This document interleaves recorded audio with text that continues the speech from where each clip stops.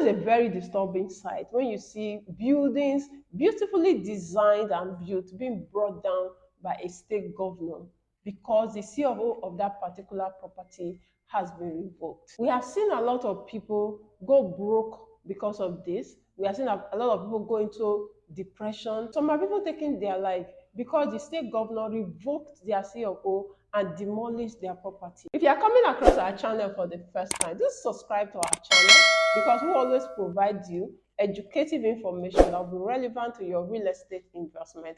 For our old subscribers, we thank you for always watching our videos, and we promise to always bring you information that will be helpful to you in your real estate investment decisions. My name is Priscilla Solomon from Prime Global Consults. So let's go straight to our topic. We want to talk about why your CFO can be revoked. But before I talk about why your CFO can be revoked, I want to talk about the CFO itself. According to the Land Use Act of 1978, all lands within a state is under the control of the state governor.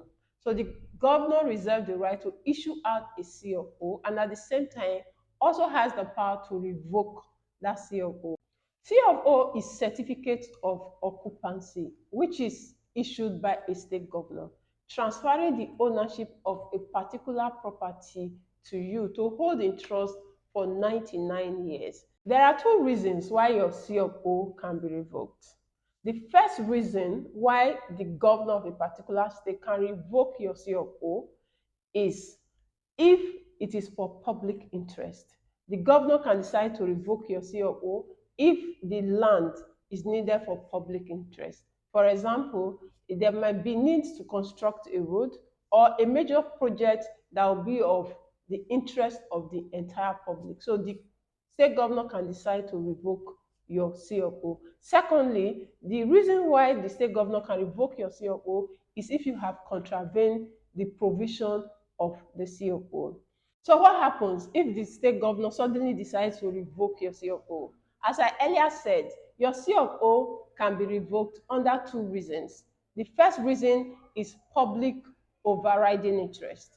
And the second reason is when you have contravened the provision of that particular CFO. So if the governor is revoking your CFO because of overriding public interest, for instance, maybe there's need for construction of road or construction of a project that your property falls within, the governor can decide to revoke your CFO so that that particular project can be carried out. Another reason that can lead to the revocation of your CFO is if you have contravened the provision of that CFO. For instance, your CFO was issued to you so that you can have a residential building, and you go ahead to have a commercial building. So which means that you are going to be disturbing the people within your neighborhood. If that whole neighborhood is meant for residential, you are not expected to come and put in a commercial property within that axis. So if you contravene any of the provision of the CFO,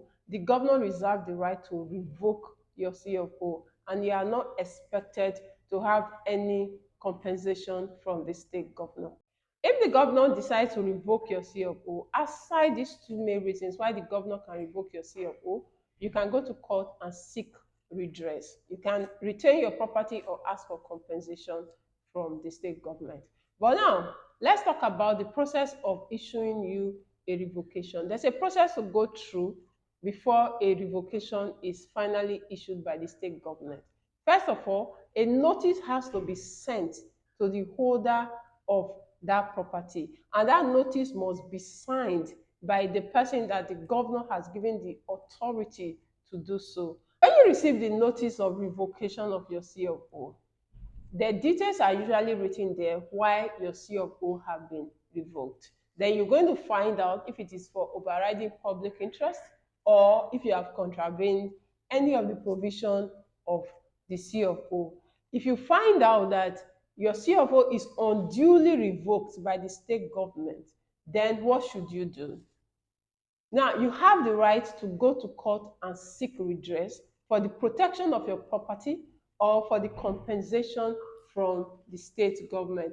The process might be long, but you reserve the right to protect your property by seeking redress in a court. So the property will either be returned to you or you have full compensation from the state government. To avoid the revocation of your CFO, it is also your responsibility to make sure that you protect your property. I've earlier said about the reasons why your CFO can be revoked, either for overriding public interest or you contravening the provision of the CFO. The first one, that's the overriding public interest, you actually do not have power over it, because if there's need for a project that your property falls within, the state governor will surely revoke the CFO of your property. But for the other one, the contravention, you can avoid that by ensuring that you use your property for the right reason.